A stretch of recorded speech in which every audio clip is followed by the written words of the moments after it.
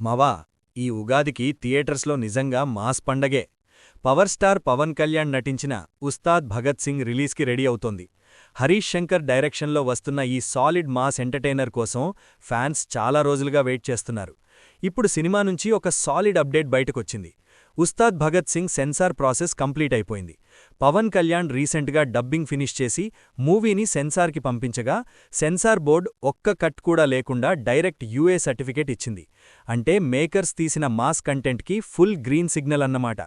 ఇంకా interesting point ఏమిటంటే మావా, గతంలో ఓజీకి వచ్చిన ఏ సర్టిఫికేట్ వల్ల కలెక్షన్స్పై కొంచెం ఎఫెక్ట్ పడింది.